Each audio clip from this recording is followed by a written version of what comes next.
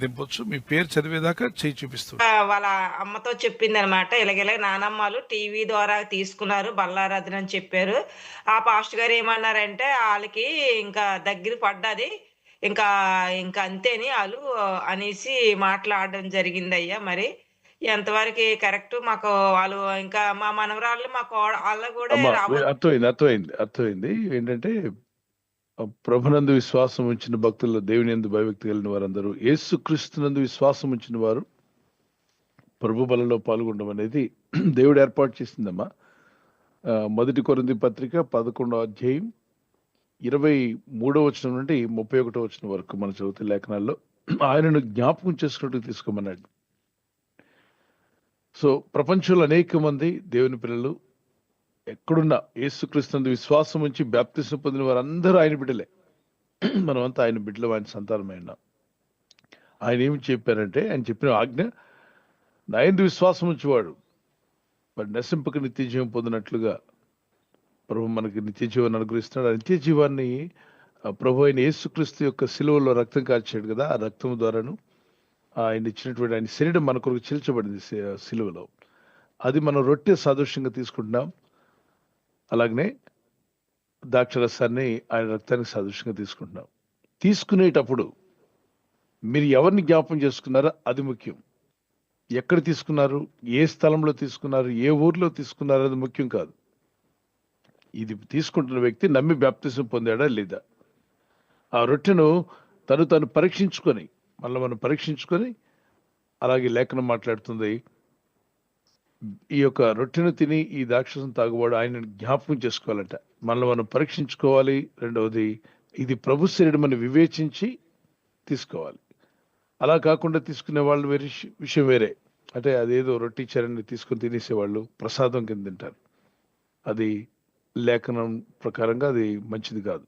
కానీ నువ్వు ఆలోచించి తీసుకున్నారు, ఇది ప్రభు శరీరం అని మీరు వివేచించి తీసుకున్నారు. సో మీరు దాని విషయంలో భయపడనక్కర్లా. ప్రభు అంగీకరించాడు దాన్ని. ఎలా? ఆయన శరీరం అని, ఆయన రక్తం అని, నీ కొరకు చిందించిన నిబంధన రక్తం అని తెలుసుకున్నా కదా మీరు తీసుకున్నారు. కాబట్టి దీనిలో క్వశ్చన్ లేదు. అయితే వారి చర్చిలో మీరు వెళ్ళలేదు, చర్చితో కలిసి మీరు తీసుకోలేదని బాధతో వారు మాట్లాడచ్చు. అయితే సహవాసం కలిగి ఉండడం మంచిదే. పరిశుద్ధుల సహవాసం అనేటువంటిది ఉండాలి. ప్రార్థనా స్థలాలకు వెళ్తున్నప్పుడు మరి దేవుని సన్నిధిలో ఆరాధించి, దేవుని గణపరిచి, పాటలు పాడి, ప్రభుని మహింపరిచి, వాక్యాలు వినడానికి అవకాశం తీసుకోండి. అలాంటి అవకాశం లేనప్పుడు కొందరుంటారు, అవకాశం లేని పరిస్థితులు ఏర్పడుతుంది. అవకాశం లేనప్పుడు మీరు ఏం చేస్తారు? హాస్పిటల్లో కొందరున్నారు, ఐసీయూలో కొందరున్నారు. మరి వాళ్ళ దగ్గర ట్రీట్మెంట్ ఇప్పిస్తూ అక్కడ ఉండిపోవాల్సి వచ్చింది ఆదివారం. ఆ తండ్రి గారు, తల్లి గారు ఒంటరిగా ఉండడం చాలా ఇబ్బందిగా ఉండొచ్చు. వారి పక్కన మీరున్నారు.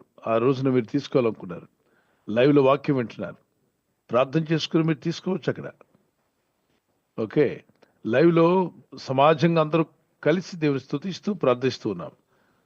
ఖాళీగా చర్చికి కావాలని వెళ్లకుండా ఉండడం మంచిది కాదు. వెళ్ళండి, ఆదివారం ప్రార్థనలకు వెళ్ళండి, దైవ సేవకులు చెప్పే వాక్య ఉద్దేశం వినండి. అయితే ఇక్కడ ఎవరైనా వాళ్ళ పని అయిపోయింది, వాళ్ళ కాలం దగ్గరకు వచ్చేసింది, ఎన్ని పిచ్చి మాటలు అక్కస్తో మాట్లాడి వాళ్ళ చర్చికి రాలేదని, అలా మాట్లాడితే మీరు భయపడైనా వస్తారని, దాన్ని మిమ్మల్ని భయపెట్టడానికి మాట్లాడే మాటలై, అవి దేవి చిత్తానుసారంగా వచ్చిన మాటలు కావు. మీరు ప్రభు వల్ల తీసుకుంటే అది లైవ్లో తీసుకున్నా, ఒకవేళ టీవీ చూస్తూ వాక్యం వింటూ తీసుకున్నా, విదేశాల్లో ఉన్నారు, గల్ఫ్ కంట్రీస్లో మన వాళ్ళు ఇప్పుడు ఎంతో మంది ఉన్నారు. అక్కడ చర్చ్ లేని స్థలాలు ఉన్నాయి, చర్చెస్ లేని స్థలాలు, వారికి సహవాసం లేవు, ఇంట్లో బయటికి పంపరు కొన్ని స్థలాల్లో. వారు కూడా తీసుకుంటున్నారు, వారు ప్రభుని నమ్మారు, బాప్తిసం పొందిన వారే. వాళ్ళ టైం వచ్చేసింది, వాళ్ళ కాలం వచ్చేసింది. ఇవన్నీ అక్కస్తో మాట్లాడేటువంటి సేవకుడు హృదయంలో వచ్చే మాటలు ఆయన పట్టించుకోవద్దు. మీకు ప్రభు తోడై ఉన్నాడు, మీరు ఆయన ఎందుకు విశ్వాసం ఇచ్చారు. God bless you.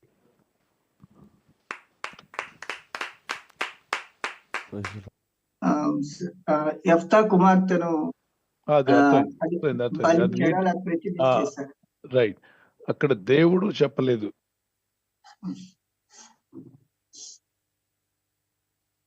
యెఫ్తా అలా చేయమని దేవుడు చెప్పలా. ఓకే, దేవుని ఆజ్ఞ కాదు, దేవుడు నియమించిన సూచన కూడా కాదు. ఈ యొక్క వ్యక్తి తనకు తానే తొందరపడి మొక్కుబడి చేసుకున్నాడు. అందుకే తొందరపాటు వద్దు అని బైబిల్ చెప్తుంది. తొందరపడి వాడు దారి తప్పునని పరిశుద్ధ లేఖనాల్లో మనం చదువుతున్న బైబిల్ రాసింది. ఆయన తొందరపడ్డాడు, యుద్ధానికి వెళ్తున్నాడు, జయమిస్తే నా ఇంట్లో ఏది బయటకు వస్తే దాన్ని బలిస్తానని చెప్పడం అనేది అతను తొందరపాటుది. ఇంట్లో ఏది బయటకు వస్తే ఏంటి, ఇంట్లో ఒకవేళ ఆయన భార్య బయటకు వస్తే, ఒక పిల్లలు బయటకు వస్తే ఆలోచించకుండా మొక్కుబడి చేశాడు. ఆ మొక్కుబడి తీర్చుకోవాలి కదా, దేవునికి ఇచ్చాను కదా చెప్పి ముందుకు సాగాడు. అది వాక్యానుసారము కాదు, దేవుడైన ప్రభు దాన్ని అంగీకరించాడు అని చెప్పడానికి కూడా వీలు పడదు. ఇతను ఓవర్ యాక్షన్. ఇప్పుడు లోతు ఒక దగ్గర అక్కడ తప్పు చేస్తాడు, లోతు చేయకపోయినా ఆయన కుమార్తెలు తప్పు చేస్తారు, ఎవరో మాటలు విని చుట్టుపక్కల ఉండే వాతావరణం వల్ల. అందుకే ఇతరుల ప్రభావాలు మనమే పడుతూ ఉంటాయి. ఎప్పుడైనా మొక్కుబడి చేసుకునేటప్పుడు చూడండి, మన యేసు ప్రభు వారికి తలనీనాలు ఇస్తారని మొక్కుబడి చేయనక్కర్లా. వాళ్ళు ఎవరో చేస్తున్నారు కదా, మనం చేస్తే మీకు రావచ్చు. ఇతరులు వాటికి ఆలోచన చేస్తూ వాళ్ళు చేసేటప్పుడు మనం ఎందుకు తలనీలాలు ఇవ్వకూడదు, మనం కూడా జుట్టిచ్చేసి వద్దాం అని చెప్పి ఆలోచన వస్తే దాన్ని పక్కన పెట్టండి, ప్రార్థన చేయండి.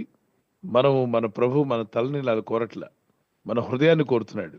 నీ హృదయం నాకిమో, నీ హృదయాన్ని బాగు చేస్తాన్నాడు. అలాగే యెఫ్తా చేసిన పెద్ద పొరపాటు ఏంటంటే తాను మొక్కుకోవడం. ఆ విధంగా మొక్కుకోకూడదు. అందుకే తొందరపడి మొక్కు వద్దని వాక్యం సెలవిస్తుంది. ప్రసంగి 5వ అధ్యాయం 5, 6, 7 వచనాల్లో. Okay, God bless you. ప్రశ్న తెలియపరచండి. ఇర్మియా ప్రవచించాడు కదా అయ్య గారు, ఆ ఇశ్రాయేలీయులు బబులోను చెరకెళ్ళక ముందు. మళ్ళా యెహెజ్కేలు కూడా ప్రవచించాడండి. నాకు అది రెండిటికి తేడా తెలియలేదు అయ్య గారు.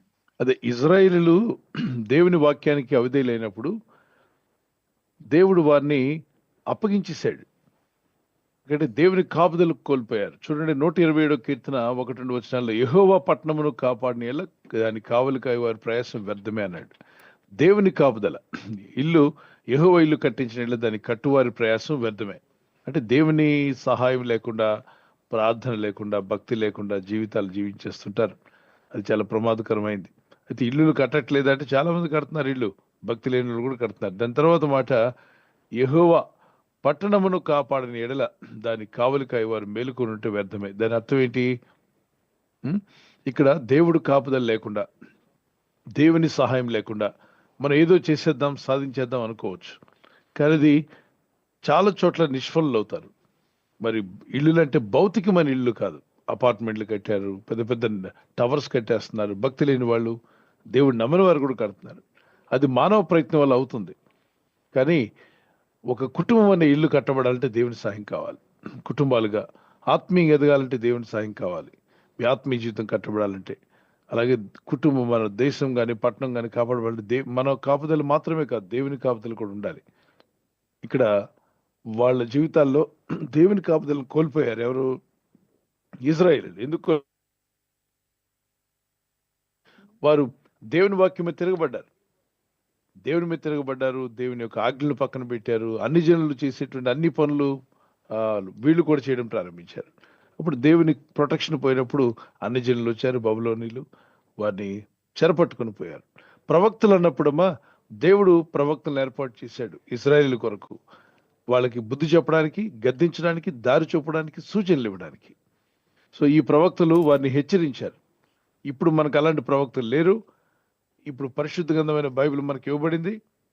ప్రవచన వరము ఆయా సమయాలలో మాత్రమే దేవుడైన ప్రభు అది అవసరమైతే ఇస్తాడు. మిగిలినంతా బైబిల్ చదువుకొని మనం ముందుకు వెళ్ళాలి. అప్పుడు వాళ్ళకి బైబిల్ లేదు కాబట్టి ప్రవక్తలు కావాలి. ప్రవక్తలు వెతుక్కునేవారు. ప్రవక్తలు అంటే దేవుడు తన మాటలు పలికించేవాడు. అబద్ధ ప్రవక్తలు కూడా ఉన్నారు ఆ రోజుల్లో. సో మనం దేవుని వాక్యాన్ని చూస్తూ ముందుకు వెళ్ళాలి. God bless you.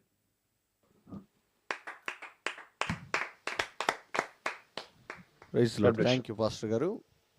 Brother connect అయ్యారండి, మీ ప్రశ్న నేరుగా అడగండి. ప్రైజ్ లార్డ్ పాస్టర్ గారు. యూత్ అంటే వర్షిప్ అంటే ఓన్లీ వర్షిప్ అంటే అంటే హంగులు ఆరబెట్టాలు, లైట్స్ ఇవే అనుకుంటూ దానికి వెళ్తున్నారు, మ్యూజిక్ ఎక్కువగా. అంటే బయట కూడా youth being attracted by that, అంటే ఎక్కువగా దానికోసం అట్రాక్ట్ అవుతున్నారు. ఇట్లా అంటే వర్షిప్ అంటే ఇంకా అదేనండి. వర్షిప్ అనే మాటనన్నా ఆరాధించుట, ప్రార్థించుట, ఈ మాట ఎక్కడ కనిపిస్తుంది మీకు?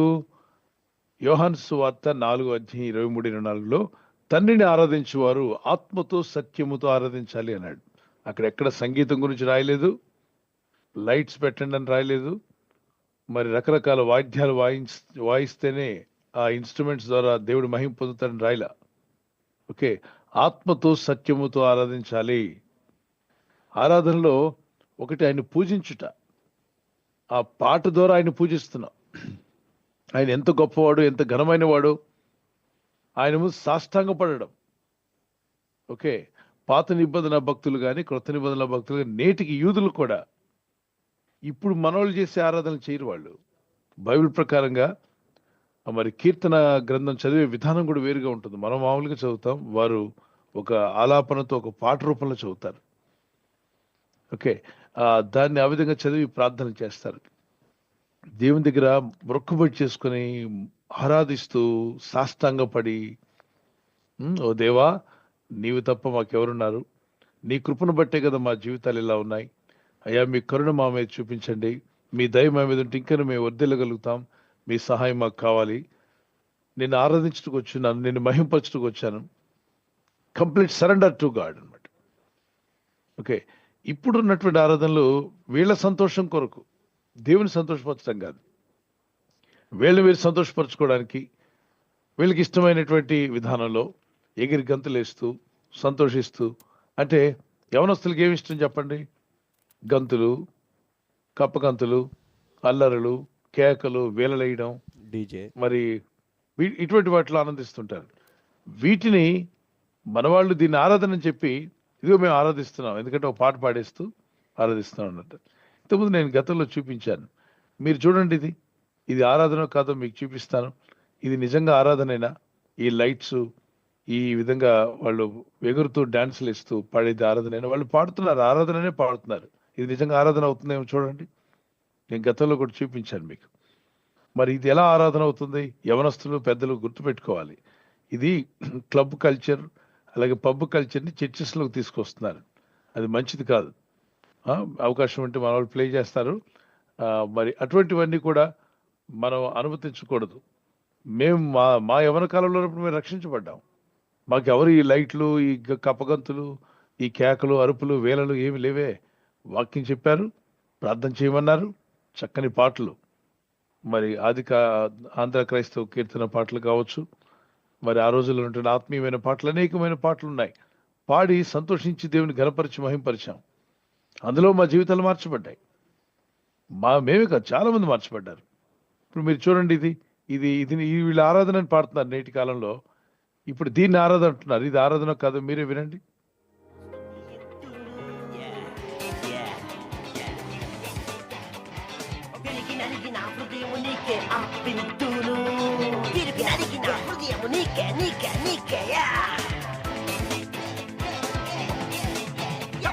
నా ఆత్మతో ఆనందముతో స్తుతిస్తును, తిరిగి నలిగిన హృదయము నీకే అర్పింతును. పరవశించినే పాడగా నాలో నిన్నే నింపవా, కరములెత్తికి దించగా ఆత్మతో అభిషేకించవా. పరవశించినే పాడగా నాలో నిన్నే నింపవా, కరములెత్తికి దించగా ఆత్మతో అభిషేకించవా.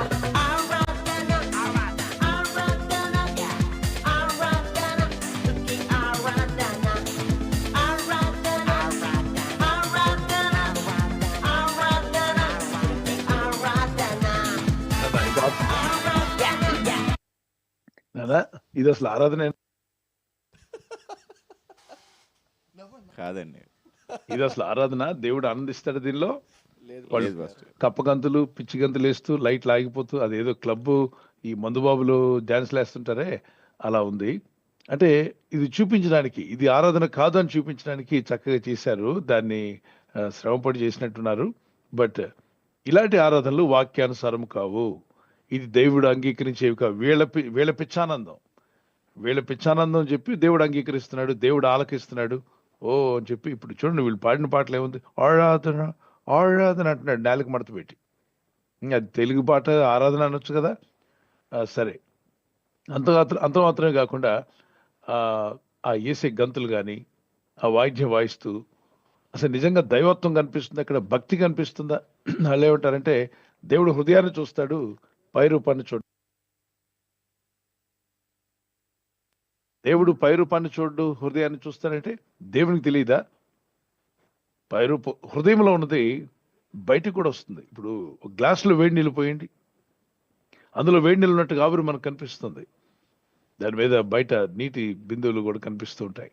లోపల చల్లనీళ్ళు పోసినా కూడా ఆ స్టీల్ గ్లాస్ బయట చెమ్మ కనిపిస్తుంటుంది. లోపల దేవుని మాట ఉంటే, దేవుని పట్ల భక్తి ఉంటే, ఆయన నువ్వు నీ మాటల్లో కూడా ఆ భక్తి కనిపిస్తుంది, నీ ప్రవర్తనలో కూడా ఆ భక్తి కనిపిస్తుంది, ఆరాధనలో భక్తి కనిపిస్తుంది. కనుక ఇప్పుడు వీళ్ళు చేసిన పాటలు కానీ, వీళ్ళు అరిచిన అరుపులు కానీ అవన్నీ దేవుడు అంగీకరిస్తాయంటే నో, అవి దైవచిత్తానుసారము కానీ కావు. వాటిని చూసి మోసపోకండి. భక్తి కలిగిన ప్రతి ఒక్కరు గుర్తుపెట్టుకోవాలి, ఆరాధన క్రమం వేరే. బైబిల్ చెప్తుంది, చెడుతనమును అసహించుకున్నట్టు యెహోవా భయభక్తి కలిగి ఉంటా. భక్తి, భయము, ప్రార్థన అలా కాదు, ఇలాగే చేయాలి, మాకు బాగా అర్థమైంది అని చెప్పుకునే వాళ్ళు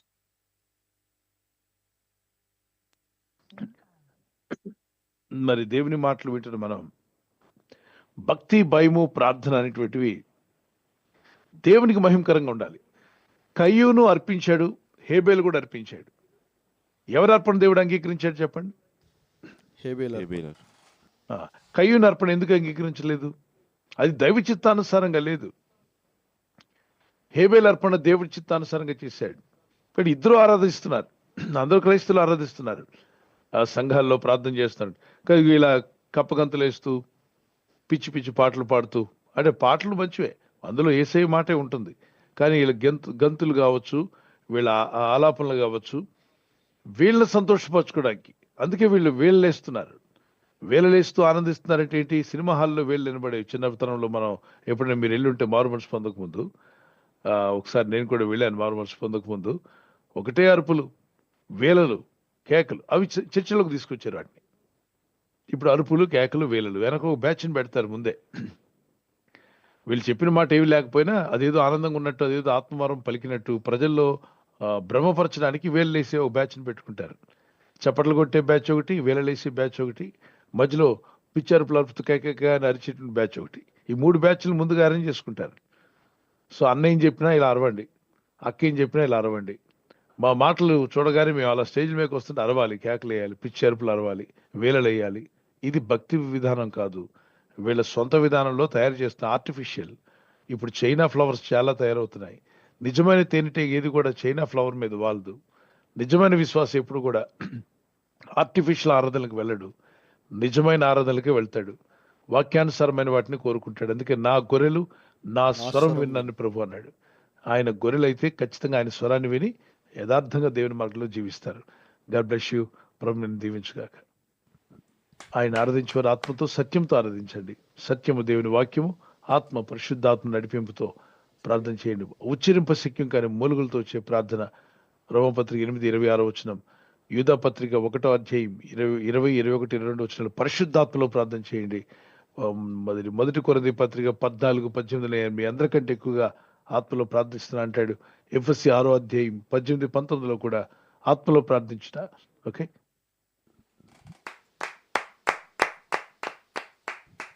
ప్రైజ్ పాస్టర్ గారు, నా పేరు డానియల్.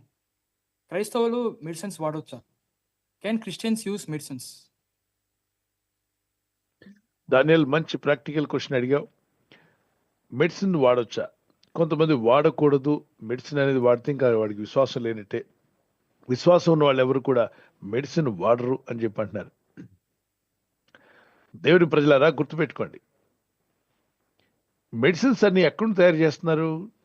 సాతానుడు పాతాళం ఏమైనా తయారు చేసిన మందులు అందిస్తే వీళ్ళు తీసుకుంటున్నారా? కాదు కదా, నేచర్లో నుండి. నేచర్ని ఎవరు చేశారు? ప్రకృతిని ఎవరు చేశారు? దేవుడు చేసిందే. దేవుడు చేసిన వాటిలో నుండే మానవుడికి కొన్ని ఉపయోగపడే వాటిని తయారు చేస్తున్నారు. ఓకే, అత్యవసరం అయితే వాటిని వాడుకోవడంలో తప్పేం లేదు. రోగికి వైద్యుడు అవసరం అని పరిశుద్ధ లేఖనంలో ప్రభు చెప్పాడు. అలాగనే మరొక మాట మీకు జ్ఞాపం చేస్తున్నాను. ఈ యొక్క వైద్య విధానాన్ని, ఆ జ్ఞానాన్ని ఇచ్చిన వాడు దేవుడే. అయితే పూర్తిగా వాటి మీద ఆధారపడిపోకండి, విశ్వాసం కలిగి ఉండండి. ఒక స్త్రీ 12 సంవత్సరాలు హాస్పిటల్కి వెళ్ళింది, వైద్యులు ఇచ్చిన ఔషధాలన్నీ వాడింది, కానీ ఆమె రోగం పోలా. ఆమె మొదటి స్థితి కన్నా కడపటి స్థితి బహు ఘోరంగా మారింది. ఆ సమయంలో ఎవరో యేసు గురించి చెప్పారట. యేసయ్య మాటలు విందామని వచ్చింది. యేసు ప్రభు ఎదుకు వస్తే నేను స్వస్థపడతాను కదా అని వచ్చి, ప్రభువా నన్ను స్వస్థపరచమని వేడుకుంది. ప్రభు వస్త్రాలు ముడితే బాగుపడతాను అనుకుంది. యేసయ్య వస్త్రాలు ముట్టిన వెంటనే ఆమె స్వస్థత పొందుకుంది, విడుదల పొందగలిగింది. 12 సంవత్సరాలు ఔషధాలు అంటే మెడిసిన్స్ హీల్ చేయింది, యేసు సన్నిధిలో విడుదల పొందింది.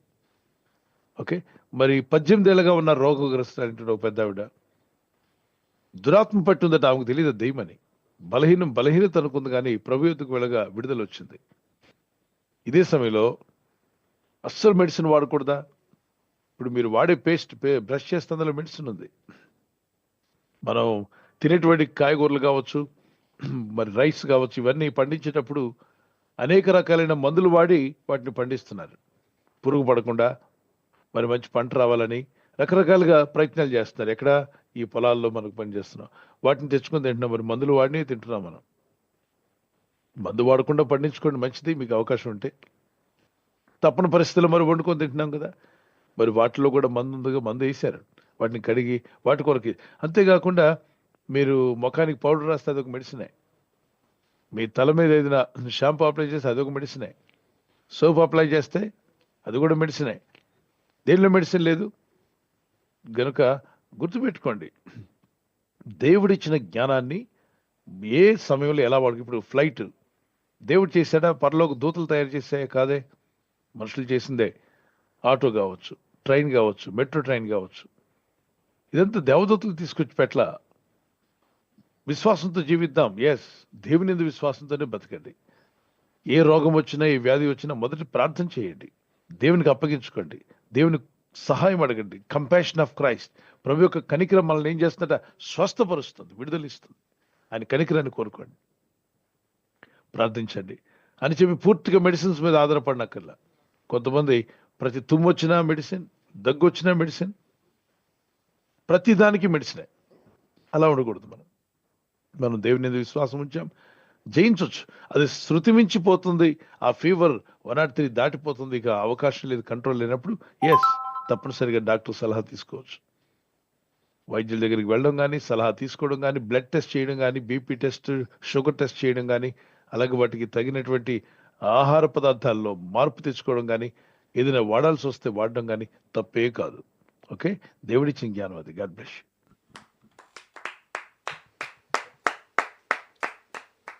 చేద్దాం.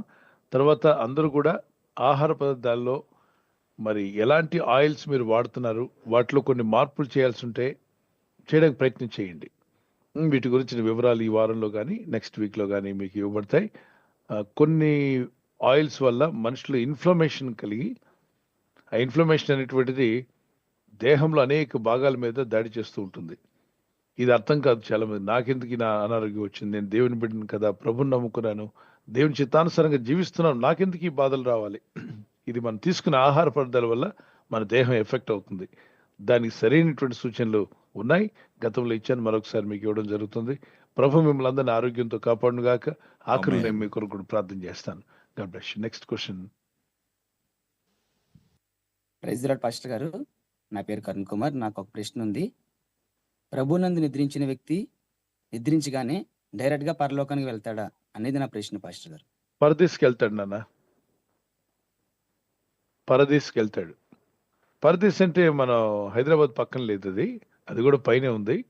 ఒక అంతరిక్షంలో ప్రభు అని దేవుడు ఏర్పాటు చేశాడు. పరిశుద్ధులందరూ అక్కడికి వెళ్తారు. అక్కడ ప్రభు ఉంటాడు. ప్రభు ఇక్కడ భూమి మీద ఎక్కడ 2-3 కుడి ఉన్నారు వారి మధ్యలో ఉంటా అన్నాడుగా. 2-3 కుడి ఉన్న వారి మధ్యలో ఉంటానని చెప్పిన ప్రభు పరదేశంలో కూడా ఉంటాడు, పరిశుద్ధులను కలుస్తాడు. ఓకే, అక్కడ కూడా అద్భుతమైన స్థలం, విశ్రాంతి స్థలం అది. ఇప్పుడు మీరు టికెట్ కొన్నారనుకోండి, ట్రైన్ టికెట్, ఎప్పుడైనా ట్రైన్లో ప్రయాణం చేసిన చేయి చూపించండి. ఫస్ట్ ఏసీ అని, సెకండ్ ఏసీ, థర్డ్ ఏసీ అని, వాళ్ళు జనరల్ ఉంటుంది, తర్వాత మరి స్లీపర్ కోచెస్ ఉంటాయి. ఈ first AC, second AC tickets కొంచెం ఖరీదు ఉంటాయి. వాటిని కొన్న వాళ్ళకి ట్రైన్ వచ్చేదాకా ప్లాట్ఫామ్లో ఉండాల్సిన అవసరం లేదు. వాళ్ళకి స్పెషల్ రూమ్ ఉంటుంది. ఆ రూమ్లో వారికి అన్ని ఫెసిలిటీస్ ఉంటాయి. అంటే చక్కని ఏసీ ఉండొచ్చు. మరి వాళ్ళ టికెట్ ఖరీదుని బట్టి టికెట్ చూపిస్తే వాళ్ళు లోపల రానిస్తారు. సెకండ్ ఏసీ, థర్డ్ ఏసీ, మీరు లోపల రావచ్చండి అంటారు. జనరల్ టికెట్ చూపిస్తే మీరు రావద్దని బయటే ఉండండి అంటారు. మరి వాళ్ళకి విశ్రాంతి స్థలం, అది విశ్రాంతి గది అంటారు. ట్రైన్ వచ్చేదాకా విశ్రాంతిలో ఉంటారు అన్నమాట. మరి వాళ్ళు చనిపోలే అక్కడ, వాళ్ళు విశ్రాంతి తీసుకుంటున్నారు, బ్రతికే ఉన్నారు. ఎప్పటి వరకు ఉంటారు చెప్పండి? వారు ఆ విశ్రాంతి గదిలో, రెస్ట్ రూమ్ లో ఎంతసేపు ఉంటారు? అంటే చక్కగా రెస్ట్ తీసుకున్నటువంటి గది, విశ్రాంతి గదిలో ఎంతసేపు ఉంటారు? ట్రైన్ వచ్చే వరకు ఉంటారు పాస్టర్ గారు. ట్రైన్ వచ్చేంత వరకు. అప్పుడు అనౌన్స్ చేస్తారు పలానా ట్రైన్ వస్తుందని చెప్పని. అప్పుడు ప్లాట్ఫామ్ మీద ఎర్రని ఎండల్లో వడగాలికి ఇబ్బంది పడుతూ నిలబడిన వాళ్ళు అక్కడ ఉంటారు ప్లాట్ఫామ్ మీద, ఎందుకంటే వాళ్ళకి ఆ ఏసీ టికెట్ లేదు కాబట్టి. తీసుకున్న వాళ్ళకి విశ్రాంతి గది ఉంది. ట్రైన్ రాగానే అందరూ కలిసి ట్రైన్ ఎక్కారు. అలాగనే ప్రభు రాకడ వచ్చేంత వరకు, మృతులైన వారు తిరిగి లేచేంత వరకు, సజీవులైన సంఘము ప్రభు రాకడ ఎత్తబడేంత వరకు వారు పరదేశంలో వెయిట్ చేస్తున్నారు. మనం భూమి మీద ఉన్నాం. వారు మనము కలిసి, మృతులైన వారు లేస్తారు సమాధుల్లో నుండి, ప్రభు నమ్మిన చనిపోయిన ప్రతి బిడ్డ లేస్తాడు. నమ్మి విశ్వసించి ప్రార్థిస్తున్నాం మనము కనురెప్ప పాటులో మధ్యాకాశంలోకి ఎత్తబడతామట. సో అప్పుడు పరదేశంలో ఉన్నటువంటి వారు మనం అంతా కలిసి ప్రభుత్వం ఎదుర్కొని ప్రభు మనలను పరలోక పట్టణానికి తీసుకెళ్తాడు. పరదేశ అద్భుతమైనది, ప్యారడైస్. పరలోకం దానికన్నా ఉన్నతమైనది. ఓకే, ప్రభునందు ఉండటం చాలా ప్రాముఖ్యం. ఖచ్చితంగా క్రీస్తులో ముందుకు సాగండి. God bless you. వాక్య వివరణ అడుగుతున్నారు. మత్తయి సువార్త 10వ అధ్యాయం 28వ వచనం యొక్క వివరణ అడుగుతున్నారు. మరియు ఆత్మను చంపనేరక దేహమునే చంపువారికి భయపడకుడి, గాని ఆత్మను దేహమును కూడా నరకములో నశింపజేయగలవానికి మిక్కిలి భయపడుడి అని ఉంది కదా. రైట్. దీని అర్థం ఏంటి? ఎవరు ఆత్మను? ఇక్కడ నేను అడుగుతాను, మీరు చెప్పండి అర్థమైన వాళ్ళు. ఆత్మను చంపనేరక దేహమునే చంపువారికి భయపడకుడి అంటే వీళ్ళెవరు? ఆత్మను దేహమును కూడా నరకంలో నశింపజేయగలవానికి మిక్కిలి భయపడండి. ఆత్మని దేహమును నరకంలో పడేయగలిగిన వారికి మిక్కిలి భయపడమన్నాడు. ఎవరైనా? యేసు ప్రభువారు. రైట్. ఎందుకంటే దేవునికి మాత్రమే అధికారం ఉంది ఆత్మను, అది దేహంను కూడా నరకంలో పడే. అందుకే ఇక్కడ ఏమంటారంటే, మీరు ఎందుకు భయపడుతున్నారు జనానికి? జనాలు ఏమైనా చేస్తే ఏం చేస్తారు వాళ్ళు? మహా అయితే శరీరాన్ని హింసిస్తారు, బాధ పెడతారు, అవమానపరుస్తారు, నిందలు వేస్తారు, ఓకే, గేలి చేయొచ్చు. ఇంకా ఎక్కువైతే శరీరాన్ని వాళ్ళు చంపొచ్చు, కానీ ఆత్మను వాళ్ళు ఏం చేయలేరు. మీ ఆత్మను వాళ్ళు ఏం చేయలేరు. కానీ ఇలా చంపిన వాళ్ళ ఆత్మల్ని దేవుడు వదిలిపెట్టడు. వాళ్ళ దేహాలను, వాళ్ళ ఆత్మను కూడా నరకంలో పడేస్తాడ. అంటే దేహము నశింపు చేయగలడు, ఆత్మను కూడా నశింపు చేయగలడు. అందువల్ల దేవునితో పెట్టుకోవద్దు. మీరు భయపడాల్సింది మనుషులకు కాదు, దేవునికి భయపడండి. దేవుడు మీ ఆత్మను చేసినవాడు, మీ దేహాన్ని చేసినవాడు. మనుషులు మన దేహాన్ని చేయలే, మన ఆత్మను సృష్టించలా. కాబట్టి వాళ్ళని చూసి మనం భయపడుతూ ఉంటే మనం అన్ని విధాలుగా నష్టపోతాం.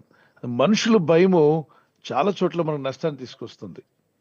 చూడండి, ప్రపంచవ్యాప్తంగా వాళ్ళు ఏమనుకుంటారో వీళ్ళు ఏమనుకుంటారో బ్రతికిన వాళ్ళు చాలా నష్టపోతూ ఉంటారు. మనుషుల పట్ల ప్రేమ కలిగి ఉండొచ్చు, కానీ వాళ్ళ భయము, అంటే అమ్మ భయము, నాన్న భయము, మరి దైవ సేవకుల యొక్క భయభక్తి మంచిగా ఎదగడానికి ఉపయోగపడుతుంది. టీచర్ భయం, మంచిగా చదవకపోతే అడుగుతారేమోనని కాబట్టి చదువుతారు. కానీ వీళ్ళేమైనా అనుకుంటారేమో, నేను బైబిల్ పట్టుకుని ప్రార్థన చేస్తే ప్రజలు ఏమైనా అనుకుంటారేమో, ఆ దేవుడిని గుర్తు చేసుకుని ఎప్పుడు మనుషుల ముందే, వీళ్ళ ముందు ఎలా ఉన్నానో, వాళ్ళ ముందు ఎలా కనిపిస్తానో, ఎలా దీని గురించే వరి అవుతూ ఉంటే మనుషులు నిందించే వాళ్ళు కానీ దూషించే వాళ్ళు కానీ నన్ను ఏం చేయలేరు. వాళ్ళు అసలు వాళ్ళకి భయపడొద్దు అన్నాడు. దేవునికి భయపడండి. God bless you. మిమ్మల్ని సృష్టించిన సృష్టికర్త మిమ్మల్ని కాపాడుతాడు. మంచి బ్రదర్, అడగండి. దేవుడిచ్చే దర్శనాలు మనము ఎలా పొందుకోగలము? దానికి ఏమైనా ప్రత్యేక ప్రార్థన విధానం ఉంటుందా? రైట్. అయితే ప్రార్థన చేసినప్పుడు దర్శనాలు పొందుకోవాలంటే, పరిశుద్ధాత్మను పొందుకోవాలంటే ప్రత్యేకంగా ఏమన్నా దేవుని దగ్గర మొరపెడితే అది దినదినము అభిషేకాలు, దర్శనాలు చూడవలసిందా? దానికి ఒక డౌట్ ఉందని అడుగుతాను. రైట్. ప్రార్థించేటప్పుడు దేవుని దగ్గర మొరపెడుతున్నప్పుడు ఆ దర్శనములు, కళలు ప్రభు ఇస్తాడు. మీరు అడగొచ్చు కూడా, నాకు దర్శనం ఇవ్వండి, నాకు దర్శనం ఇవ్వని అన్నకల్లా. ఆయా సమయాల్లో దేవుడు అడగకూడనే దర్శనం ఇచ్చాడు. అయితే ఒకవేళ మీరు ఏదైనా విషయం గురించి ప్రార్థిస్తున్నప్పుడు బయలుపరచు ప్రభు, ఈ విషయాన్ని నాకు బయలుపరచండి. వాక్యం ద్వారా దాన్ని నాతో మాట్లాడండి. కళ్ళ ద్వారా, దర్శనముల ద్వారా బయలుపరచమని ప్రార్థన చేయొచ్చు. ఒకవేళ ప్రభు తన కనికరం చొప్పున మీకు దర్శనం ద్వారా బయలుపరిస్తే బయలుపరచవచ్చు. అయితే అన్ని సమయాల దర్శనాల మీద ఆధారపడకండి, కళల మీద ఆధారపడకండి. చూడండి, క్రైస్తవ విశ్వాస జీవితం ఒక కట్టేటువంటి భవనం అనుకుందాం. ఓకే, భవనం కడుతున్నప్పుడు దేని మీద కడతారు చెప్పండి? పునాది వేసి పునాది రాళ్ళ మీద కడతారు, అవునా? గోడ ఒరిగిపోతుంది అనుకోండి, అప్పుడు సైడ్ సపోర్ట్ తీసుకురావాలి. ఈ సైడ్ సపోర్ట్ లాంటివే దర్శనాలు, కళలు, ప్రవచనాలు. ఇవి సైడు ఆ ఒరిగిపోతున్న గోడను సరిగా నిలబెట్టడానికి. ఓకే, అసలు ఫౌండేషన్ ఏమే ఉండాలి? స్టోన్, మరి పునాది రాళ్ళ మీద. పునాది రాళ్ళు ఏవి? దేవుని వాక్యం. యేసు ప్రభువు చెప్పిన మాటలన్నీ కూడా, ఈ నా మాటలు విని వాటి ప్రకారం జీవించేవాడు రాతి మీద తన ఇల్లు కట్టుకుని వాడిని పోలి ఉండును. వాన వచ్చును, వరదలు వచ్చును, గాలి వచ్చాయి, విసిరి ఆ ఇంటి మీద కొట్టిను, కానీ అది పడిపోలేదు, నిలబడింది. ఎందుకంటే వాక్య ప్రకారంగా జీవించారు, వాక్యాన్ని ఆధారం చేసుకున్నారు, వాక్యాన్ని నమ్మి ప్రార్థించారు. కానీ కొందరు ఈ వాక్యాన్ని పక్కన పెట్టి, మీకేం కల వచ్చింది, నా గురించి దేవుడు ఏం చెప్పాడు, దర్శనం ఏంటి, మీకు వచ్చిన దర్శనం ఏంటి, ప్రవచనం ఏంటి, వాక్యాన్ని పక్కన పెట్టి ఎప్పుడైతే ప్రవచనాలు, దర్శనాల మీద ఆధారపడతావో డిస్టర్బ్ అయ్యే అవకాశం ఉంది. కనుక ఆయా సమయాలలో దేవుడిచ్చిన వాటిని అంగీకరించండి, కానీ కంటిన్యూగా బైబిల్ చదివి ప్రార్థిస్తూ దీని ప్రకారం వెళ్ళండి. ఇది మాన్యువల్ దేవుడు మనకి ఇచ్చేసాడు. ఇది ఇవ్వకపోతే ఖచ్చితంగా రోజు దర్శనాలు అడగాల్సిందే. కళలు, ప్రవచనాలు, ప్రవక్తలు కావాలి. ప్రభు జీవవాక్యాన్ని మన చేతిలో పెట్టాడు. ఎలా బతకాలి, బాప్టిజం ఎలా పొందాలి, పొందిన తర్వాత క్రైస్తవ జీవితం ప్రారంభించాక పరలోకం చేరేదాకా మనం ఎలా బ్రతకాలి, మన జీవన యాత్రలో అన్ని విషయాలు దీనిలో రాసి పెట్టాడు. ఇది ఇవ్వకపోతే పూర్తిగా మనకు దర్శనాలు కావాల్సిందే. ఇది ఇచ్చినప్పుడు ఇంకా మన దర్శనాలు, కళలు వాటి మీద కాకుండా వాక్యం చదవండి, గ్రహించండి, ప్రార్థన చేసుకుని ముందుకు వెళ్ళండి. God bless you. ప్రభు మిమ్మల్ని దీవించుగాక. మీ యొక్క వ్యాపారం, మీ ఉద్యోగంలో ఇంకా మీరు వర్ధిల్లాలని మా ప్రకారం అయితే 2 డొప్పలు ఉన్నవి తినాలి, ఒక డొప్పు ఉన్న తినకూడదు. పందికి ఒక డొప్పు ఉంటది కాబట్టి తినకూడదు అని నేను చెప్పానండి. అయితే అది పాత నిబంధన కాలంలో, అది ఇప్పుడు కొత్త నిబంధన, దానికి ప్రాబ్లం లేదు, తినొచ్చు అని చెప్పేసి అంటూ పేతురు గారికి దర్శనం వచ్చింది కదా సార్. అశుద్ధమైన వాటిని కూడా ప్రార్థించుకుని తినొచ్చు అన్నారని చెప్పేసి దాన్ని ఒక ఎగ్జాంపుల్ గా చెప్పారు సార్. దీని నుంచి మీ ద్వారా ఒక క్లారిటీ తీసుకోవాలని అడుగుతున్నాను సార్. అసలు ప్రాబ్లం ఏంటో చెప్తాను. మనం విశ్వాసులుగా ఉన్న వారందరూ కూడా 15వ అధ్యాయం 19వ వచనం, అపోస్తలుల కార్యం 15:19లో గొంతు పిసికి చంపిన దాన్ని తినకూడదు, రక్తమును తినకూడదు. ఓకే, విశ్వాసులు, క్రైస్తవ విశ్వాసులు ఎవరు క్రీస్తునందు ఉన్నవారు సచ్చిన దాన్ని తినకూడదు. అంటే చచ్చిపోయింది, నిన్న చనిపోయింది, లేదా ఒక 6 గంటల ముందు చనిపోయింది, ఒక గంట ముందు చనిపోయింది దాన్ని తినకూడదు. చూద్దాం. ఇప్పుడు మీరు షాపులకు వెళ్ళినా కూడా చనిపోయిన కోడిని మీరు కట్ చేసి తీసుకోరు కదా, చనిపోయిన దాన్ని తీసుకోరు. విగ్రహ సంబంధమైన అపవిత్రతను, జారత్వమును, గొంతు పిసికి చంపిన దాన్ని గుర్తుపెట్టుకోవాలి. గొంతు పిసికి చంపడం ఎక్కడ జరుగుతుంది, దేనికి జరుగుతుంది? రక్తమును విసర్జించుటకు వారికి పత్రికలు రాసి పంపవాలని చెప్పాడు. ఇది మీ మేలు కోసం అన్నాడు. ఓకే, ఇప్పుడు ఈ యొక్క పంది మాంసం గురించి మీరు చెప్పారు కాబట్టి పిగ్ మీట్, దాని గురించి మీరు ఆలోచన చేస్తే మన దేశంలో దానికి మెడ కనబడదు. మెడ పట్టుకొని అన్నిటికీ మెడ ఉన్నట్టుగా పందికి సరిగ్గా మెడ కనిపించదు, అంత కలిసిపోయి ఉంటుంది బాడీ. అది తల తిరిగితే మొత్తం బాడీ అంతా తిరుగుతుంది. దీన్ని పరిగెత్తించి కొట్టి చంపుతారు. కొన్నిసార్లు ఈట్లతో పొడుస్తారు, లేకపోతే దొరికింది అనుకోండి దాన్ని తల కట్ చేయడం అనేది ఉండదు. దాన్ని ఏ విధంగా అయినా చంపేస్తారు, దాని రక్తం దానిలో ఉండిపోవచ్చు. ఫారెన్లు అంటే వాటికి మిషన్స్ వచ్చాయి, మిషన్ మీద హెడ్ని కట్ చేసేస్తారు, దాని బ్లడ్ అంతా పోతుంది. రక్తాన్ని తీసుకోవద్దు అన్నాడు.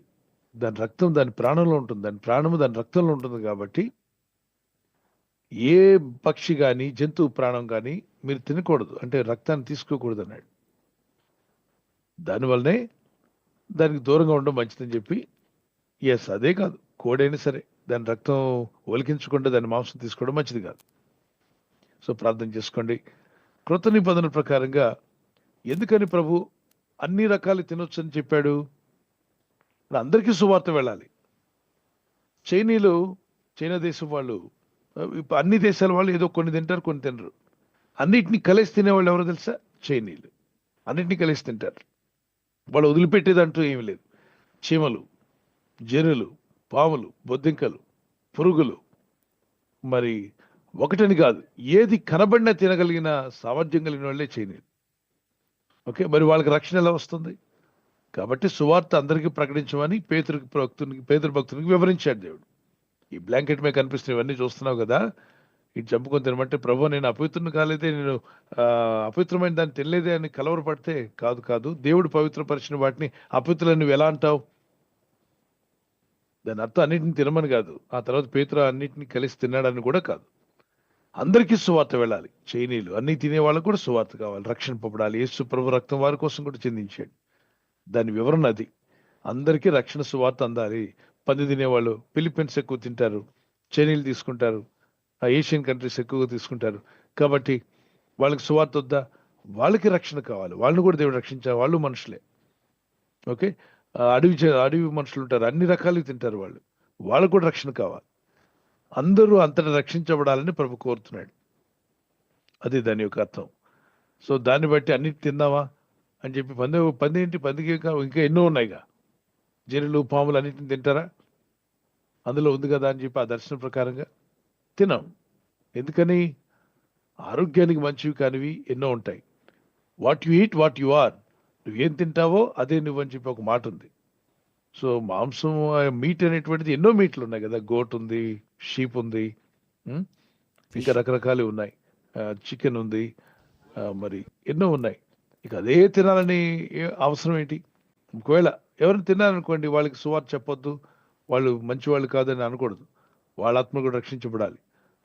ఓకే, దాని రక్తం ఒలికించకుండా ఏ జంతువు దాని రక్తం దానిలో ఉండగా దాన్ని చంపి తింటే అది పాపమే. కనుక దానికి దూరంగా ఉండండి. God bless you.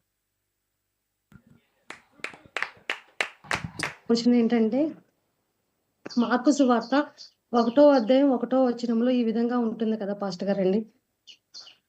అది ఏంటంటే, యేసుక్రీస్తు సువార్త ప్రారంభం అని ఉంది పాస్టర్ గారండి. అంటే మార్కు సువార్త అంతా చదివినప్పుడు యేసుక్రీస్తు సువార్త ప్రారంభం ఉంది కాబట్టి, యేసు పుట్టుగా, ఆయన బాప్తిసం తీసుకునుట, ఆయన సువార్త చేసిన పరిచర్య విధానం, స్వస్థత కార్యాలు, విడుదల కార్యాలు, ఆయన శిలువపై మరణించుట, తిరిగి పునరుద్ధానుడే, తిరిగి లేచుట, ఇవన్నీ ఉన్నాయి కాబట్టి ఒక వ్యక్తికి నేను సువార్త చెప్పాలంటే ఏ అంశములు ఉండాలి అనేది నా క్వశ్చన్ ఫస్ట్. సువార్త అన్నప్పుడే శుభవార్త. వాళ్ళ ఆత్మలు అంటే ఇప్పుడు జన్మ కర్మ పాపాలు నీదే మోయాలి అని చెప్పేటువంటి మాట. నువ్వు ఎన్ని చేసినా నీ కర్మ పాపం నువ్వే మోయాలంటారు. ఎవడి కర్మ వాడిదేనమ్మా అని చెప్పే మాట మనం వింటాం కదా. మరి కర్మ పాపాలు మనం ఎలా భరించగలుగుతాం? పాపం యొక్క శిక్ష మరణం, పాపం యొక్క జీతం మరణం అన్నాడు రోమపత్రిక 6వ అధ్యాయం 23వ వచనం ప్రకారంగా. మరి క్రీస్తు యేసు మూలముగా నిత్య జీవాన్ని ప్రభు దయచేస్తున్నాడు. సో యేసు క్రీస్తునందు విశ్వాసం ఉంచడం వల్ల వారు ఆ మరణమును తప్పించుకునే నిత్య జీవాన్ని ప్రభు ఇస్తున్నాడు. ప్రభు యొక్క జననం పరిశుద్ధమైనది, ఆయన జీవితం పరిశుద్ధమైనది, ఒక్క పాపమైన చేయనటువంటి వాడు. ఆయన కని విని ఎరుగని కార్యాలు జరిగించాడు. ఆయన చూడండి, యేసు ప్రభు వారు దేవుడో కాదో తెలుసుకోవడానికి ఆయన చేసిన కార్యాలు చూస్తే చాలు. ఆయన ముట్టిన వెంట గుడ్డువాడి కళ్ళు వచ్చాయి, మగవానికి మాటలు వచ్చాయి, చెవిటివాడు విన్నాడు, సచ్చినవాడు తిరిగి లేచాడు. ఆయన దేవుడు కాబట్టే కదా. ఏది మనుషుల్లో ఎవరు చేస్తే ఆ పని జరిగింది? ప్రపంచంలో ఏ అవతారం, ప్రపంచంలో ఎన్నో అవతారాలు ఉన్నాయని చెప్తారు, ఏ అవతారం అలా చేసిందో చెప్పమనండి. లేదు, పరీక్షించమనండి, పరిశీలన చేయమనండి. మనుషుల్లో ఉన్న ప్రతి అవసరం తీర్చిన వాడు యేసుక్రీస్తు ప్రభు. ప్రతి వ్యక్తిని అర్థం చేసుకునేవాడు యేసు ప్రభు వారు. అందుకే నీ జీవితానికి కూడా శాంతిని, సమాధానం గురించి యేసునందు విశ్వాసం ఉంచండి. ఆయన మీ ఆత్మను రక్షించడానికి ఈ లోకానికి వచ్చాడు. మన జీవితాలు మారుమనసు పొందితే నిత్య జీవాన్ని ప్రభు ఉచితంగా దయచేస్తాడని వివరించండి, తెలియపరచండి. అమ్మా, ప్రభు యొక్క జనన, జీవిత, మరణ, పునరుద్ధాల గురించి చెప్పడం, ఆయన పునరుద్ధానం వల్ల మనకు కలిగే ప్రయోజనం ఏంటి, ఆయన శిలువ మరణం వల్ల మానవ జాతి కలిగిన ప్రయోజనం ఏంటి, ఇటు విషయాలు వివరించడం. వారు ఆయన ఇందు విశ్వాసం ఉంచి నమ్మి ప్రార్థించారనుకోండి, వారు సురక్షణ అంగీకరిస్తే అది వారికి రక్షణ కలుగుతుంది. God bless you. కమ్యూనియన్ తీసుకున్నప్పుడు ఆర్నమెంట్స్ వేసుకోవద్దని ఒక సేవకులు ఒక వ్యక్తితో అన్నారు. అంటే ఆర్నమెంట్స్ తీసేసి బలి తీసుకోమన్నారా? ఆర్నమెంట్స్ వేసుకోకూడదు. బాప్టిజం తీసుకున్న తర్వాత కూడా ఆర్నమెంట్స్ వేసుకోకూడదు. దీని వివరణ నేను ఏ విధంగా ఓకే ఓకే ఓకే అమ్మా, ఇది మన భారతదేశం. భారతీయులుగా అనేక మంది మన రక్షణలోకి వస్తున్నాం. భర్త మారలేదు, భార్య మారింది, ప్రభుని నమ్ముకుంది. ప్రభుని నమ్ముకున్న బిడ్డ నగలన్నీ తీయడానికి ఇంట్లో పర్మిషన్ లేదు, భర్త గారు కొనిచ్చాడు, వేసుకున్నారు. విశ్వసించడం ముఖ్యం, ప్రభునందు విశ్వాసం ఉంచి రక్షణ పొందడం ముఖ్యం. ఆ ఆర్నమెంట్స్ తీస్తేనే రండి చర్చికి, లేకపోతే రావద్దు అనే వాళ్ళు కొంచెం అయోమయంలో ఉన్నారు. ఇంకా వాళ్ళకి వాక్య లేఖనాలు అర్థం కాల. ఎందుకంటే పేతురు భక్తులు, పౌలు భక్తులు చెప్పిన మాటను బట్టి అక్కడ ఏమన్నారు అంటే, ఈ లోక సంబంధమైన అలంకరణ మీకు అలంకరణగా ఉండక ఆత్మ సంబంధమైన అలంకరణ కలిగి ఉండండి అన్నాడు. అది సంఘంలో ఉన్నవారికి. ఇప్పుడిప్పుడే వస్తున్న వాళ్ళు రానివ్వండి, వాళ్ళని ప్రార్థన చేయనివ్వండి, వాళ్ళు ఇంకా ఆత్మీయ ఎదుగుదలలో కృపలో ఎదగనివ్వండి, విశ్వాసంలో ఎదగనివ్వండి. మీరు వాళ్ళు ఎదగకుండానే కండిషన్లు పెడితేలా? కండిషన్ పెట్టడానికి లేదు. చూడండి, మీరు యాకోబు పత్రిక 2వ అధ్యాయం తీసుకుంటే 1-4 వచ్చిన వరకు, బంగారు ఉంగరం పెట్టుకున్నవాడు కూడా మందిరంలోకి వస్తాడని రాయబడింది. చూద్దాం ఎలాగనగా, బంగారు ఉంగరం పెట్టుకొని ప్రశస్త వస్త్రం అంటే ఖరీదైన వస్త్రాలు ధరించుకుని ఒకడు మీ సమాజ మందిరంలోనికి అంటే ప్రార్థనా స్థలాల్లోనికి వచ్చినప్పుడు, మురికి బట్టలు కట్టుకునే దరిద్రుడు లోపలికి వచ్చినప్పుడు ఇద్దరు వస్తారు. బట్టలు సరిగా లేనివాడు వస్తాడు, మురికి బట్టలు ఉన్నటువంటి దీనుడు వస్తాడు, ప్రశస్త వస్త్రాలు అంటే ఖరీదైన వస్త్రాలు వేసుకున్నవాడు కూడా వస్తాడు, బంగారు ఉంగరాలు పెట్టుకున్నవాడు కూడా వస్తాడనే ఉంది ప్రార్థనలో. అయితే పక్షపాతం చూపించొద్దు, అందరినీ రానివ్వండి అని చెప్తాడు 3వ వచనంలో. ఏమని? మీరు ప్రశస్త వస్త్రాలు తీసుకున్న వాళ్ళనేమో బాగా దగ్గరగా చూపించడానికి ప్రయత్నం చేయండి, చేయొద్దు. మీరు ప్రశస్త వస్త్రములు ధరించుకునే వారిని చూచి సన్మానించి, నీవిక్కడ మంచి స్థలం మందు కూర్చుండమని, అంటే మంచి స్థలం ఇచ్చి, దరిద్రుడేమో ఎక్కడో వెనక్కి కూర్చోమని అనకూడదు అంటున్నాడు. ఆ దరిద్రుడితో నీవిక్కడ నిలువము, లేక అక్కడ నా బలిపీఠమునకు దిగువన కూర్చుండమని చెప్పిన ఎడల అది పక్షపాతం కదా, అలా చేయకూడదు. మందిరానికి వచ్చినప్పుడు బంగారు ఉంగరాలు పెట్టుకుని మీ మనసులలో భేదములు పెట్టుకొని మీ మనసుల్లో భేదం పెట్టుకొని మీరు దురాలోచనతో విమర్శ చేసిన వారు అగుదురు కదా. మరి దేవుడు ఎప్పుడు కూడా అందరినీ సమానంగా చూస్తున్నాడు. బేదవాళ్ళు రావచ్చు, దీనులు రావచ్చు, మురికి వస్త్రాలు వేసుకునే వ్యక్తి కూడా రావచ్చు, అడుక్కునే వ్యక్తి కూడా ప్రార్థనా మందిరంలోకి రావచ్చు. అందరికీ అవకాశం ఉంది. ఎవరిని కాదనకుండా ప్రార్థనలోకి అందరిని రానివ్వండి. మరి బంగారు ఉంగరాలు పెట్టుకున్న పురుషులే వస్తాయి. ఇప్పుడు పురుషుడు బంగారు ఉంగరాలు పెట్టుకుని వచ్చాడు అనుకోండి, ఆయన భార్య చైన్ వేసుకుని రాదా? వస్తుందండి. మరి పురుషుడే వేసుకుంటే మరి ఆయన భార్య ఊరుకుంటుందా అని చెప్పి దాన్ని ఎంకరేజ్ చేయమని కాదు. అలాంటి వారు వస్తారు. ప్రశస్త వస్త్రాలు, ఖరీదైన వస్త్రాలు వేసుకున్న వాళ్ళు కూడా వస్తారు. కానీ ఆత్మీయంగా ఎదిగిన వాళ్ళు, ప్రార్థనలు ఎదిగిన వారు, భక్తులు ఎదిగిన వారు ఈ వస్త్రాలలో, ఈ లోక సంబంధమైన ఈ ఆభరణాల్లో ఏముందిలే, మనకు దేవుని యందు, దేవుని గుణాల్లో ఎదగాలని చెప్పి వారు వాటిని విస్మరించి భక్తిలో ఎదుగుతూ ఉంటారు, ప్రార్థనలో ముందుకు సాగుతూ ఉంటారు.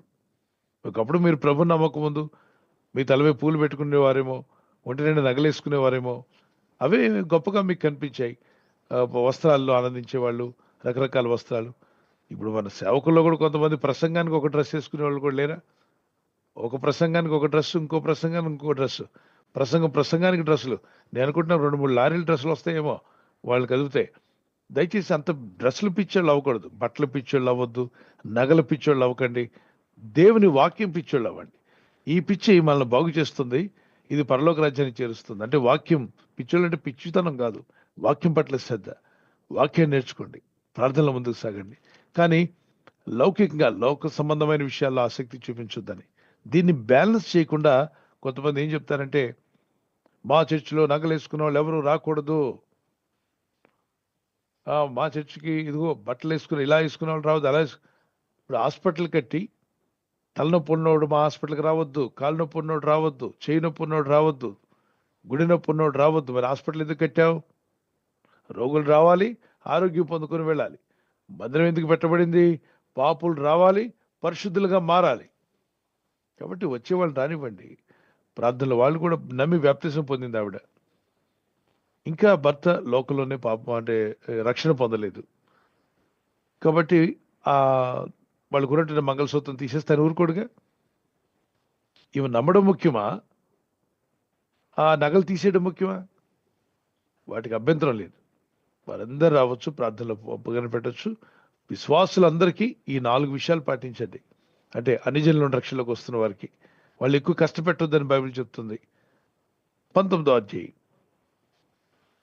15వ అధ్యాయం 19వ వచనం అపోస్తల కార్యాలు, 15వ అధ్యాయం 28, 29 వచనాలు, ఈ 2 వచనాల్లో కూడా మీకు కనిపిస్తుంది. అపోస్తల కార్యాల్లో అన్ని జనుల నుండి రక్షణలోకి వస్తున్న వారు ఇంతకంటే ఎక్కువగా ఇబ్బంది పెట్టొద్దని రాశాడు. God bless you. ఒక బ్రదర్ నాకు తెలిసిన బ్రదర్ ఈ విధంగా అడిగారు పాస్టర్ గారు, దేవుని దృష్టిలో ఏ పాపమైనా ఒకటేనా, ఇంకా లేదా పాపంలో ఇంకా లెవెల్స్ ఉన్నాయా అని చెప్పేసి అడిగారు పాస్టర్ గారు. అంటే లెవెల్స్ తగ్గట్టు అని చెప్పేసి అడిగారు పాస్టర్ గారు. అంటే చిన్న లెవెల్ అంటే సమాధానం చెప్పండి. అంటే లెవెల్స్ తేడా ఉన్నట్లయితే చిన్న లెవెల్లో పాపాలు చేయొచ్చనా? ఇప్పుడు నేను లెవెల్స్ చెప్పాను అనుకో, చిన్న లెవెల్లో పాపాలు చేయొచ్చు, పెద్ద లెవెల్లో చేయట్లేదండి అని చెప్తారా? అంటే ఒక ఆయన అన్నాడట, ప్రభు నేను పెద్ద పాపాలు ఏం చేయట్లేదు నాయన. ఆయన అకౌంటెంట్, ట్యాక్స్ కలెక్టర్. ప్రభు నా పాపాలన్నీ 0 పాపాలే అన్నాడట. 0 పాపాలంటే ఒక అతని దగ్గర 10,000 కలెక్ట్ చేయాల్సి వస్తే ఒక 0 పెట్టి కలెక్ట్ చేస్తా అంట. 10,000 పక్కన ఒక 0 పెడితే ఎంత అయింది? ₹1,00,000 అయింది కదా. ప్రభు మరి 10,000 వసూలు చేయాల్సిన దగ్గర నేను 0 పెట్టే, నా పాపాలన్నీ 0 పాపాలే. 1,00,000 తీసుకోవాల్సిన దగ్గర ఇంకొక 0 ఎక్స్ట్రా పెట్టా అంట. ఎంత అయింది? 10 లక్షలు అవుతుంది. అయ్యా నా పాపాలు పెద్ద ఘోరమైన పాపాలు కావు, అన్ని 0 పాపాలే. 0 పాపాలతో నిండా ముంచేస్తున్నాడు జనాన్ని. దయచేసి గుర్తుపెట్టుకోండి, మారు మనసు పొందిన తర్వాత, రక్షణలో అడుగు పెట్టాక, దేవుని కృపలో ఎదుగుతూ, దేవుని జ్ఞానంలో ఎదుగుతూ, ఆ రక్షణలో కూడా ఎదుగుతూ, పరిశుద్ధతలో ఎదుగుతూ సంపూర్ణతలకు వెళ్ళాలి. ఎఫెసీ పత్రిక 4:13 పరిశుద్ధులు సంపూర్ణులగునట్లుగా అన్నాడు. సంపూర్ణత రావాలి. ఆ సంపూర్ణత స్వంతరించుకోవాలని విశ్వాస జీవితంలో ముందుకు పరిగెడుతూ ఉండాలి మనిషి. పరిశుద్ధులు సంపూర్ణగునట్లు క్రీస్తు శరీరం క్షమాభివృద్ధి చెందుటకును పరిచర్య ధర్మం జరుగుటకును ఆయన కొందరిని అపోస్తులుగాను, కొందరిని ప్రవక్తలుగాను, కొందరిని సువార్తికులుగాను, కొందరిని కాపర్లుగాను, ఉపదేశకులుగాను నియమించాను. ఇట్టి బోధలు ఎందుకు పెట్టాడు అంటే సంపూర్ణతలు కదా. అందుకే వాక్యం బాగా వినాలి. సో చిన్న పాపం పెద్ద పాపం అనుకుంటూ కూర్చోవద్దు. దొంగతనం పిన్నిస్ దొంగిలించిన, బ్యాంకు దొంగిలించిన దొంగతనమే. అలాగనే ఒక స్త్రీతో వ్యభిచరించిన, ఒక స్త్రీని మోహపు చూపుతూ చూసిన 2 వ్యభిచారాలే అని చెప్పి అలా తిరగమని దేవుడు చెప్పట్లేదు, కానీ అట్టి వాటికి దూరంగా ఉండమంటున్నాడు. మారు మనసు పొందమంటున్నాడు. రక్షణ అనేది చాలా విలువైంది. ఆ రక్షణలో మీరు ఎదగండి, విశ్వాసంలో ఎదగండి.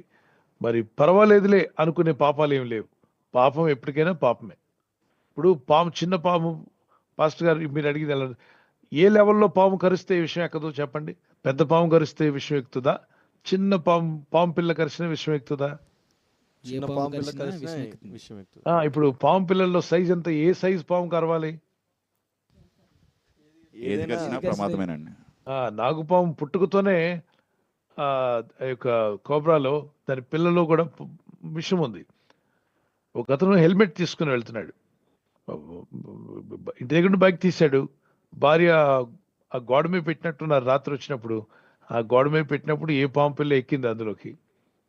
ఆ చిన్న పాము పిల్ల దానిలో కూర్చుంది. అది భార్య అందించింది హెల్మెట్, తల మీద పెట్టుకున్నాడు హెల్మెట్, బైక్ డ్రైవ్ చేసుకుని వెళ్ళిపోయాడు. మధ్యలో ఏదో కుట్టినట్టు అనిపించింది, నొప్పిగా, ఏదైనా ముళ్ళు ఉందేమో, ఏదైనా గుచ్చుకుందేమో అనుకున్నాడు. కొంత దూరం వెళ్ళాక విషయం అతని బాడీ అంతా పాస్ అయిపోయింది. ఎందుకు నొప్పి అనిపించి బండి పక్కన ఆపాడు, తల కిందకి పడిపోయింది, మనిషి చనిపోయాడు. అతని హెల్మెట్ తీసి చూస్తే హెల్మెట్లో చిన్న పాము పిల్ల ఉంది. అది కోబ్రా, చిన్న సైజు, చిన్న పిల్ల. అది కాటు వేస్తేనే మనిషి ప్రాణం పోయిందిగా. కనుక చిన్న పాపం పెద్ద పాపం అని కూర్చోవద్దు. పాపం నుండి దూరంగా పారిపోమన్నాడు. కనుక ఆ పాపం నుండి విడిపించగలిగింది యేసుక్రీస్తు వారి యొక్క రక్తం. ప్రభువా నీలో ఏ బలహీనత ఉన్నా ఒప్పేసుకుని విడిచిపెట్టి ఆ బలహీనత మళ్ళా రిపీట్ కాకుండా ఉండాలని ప్రార్థన చేసుకో. 1 యోహాను పత్రిక 1:7 1 యోహాను 1:9 మరి ఎవరు పరిశుద్ధులు కాదు భూమి మీద, యేసు ఒక్కడే. ఆ పరిశుద్ధులైన యేసు ప్రభువా నీ కొరకు నా కొరకు రక్తం కార్చాడు. ఆ రక్తమందు విశ్వాసం ఉంచి, ప్రభువైన యేసు నందు విశ్వాసం ఉంచి ప్రార్థించినప్పుడు ఆ పరిశుద్ధులైన యేసు రక్తము సకల దుర్నీతి నుండి మిమ్మల్ని పరిశుద్ధులుగా చేస్తుంది. మన పాపంలో మనం ఒప్పుకునే, చిన్న పాపం మనం ఒప్పుకోకపోవడం, పెద్ద పాపం ఒప్పు అలా అని కాదు. అది చిన్న పాపమైనా పెద్దవని నీ మనస్సాక్షి చెప్తుందంటే పాపాలు ఒప్పుకుంటే నువ్వు కడగబడతావు, పరిశుద్ధుడవుతావు. 1 యోహాను 1:9, 1 యోహాను 1:7, ప్రకటన 1:6 వచనం, ఎఫెసీ పత్రిక 1:7 వచనం. గాడ్ బ్లెస్ యు నాన్న.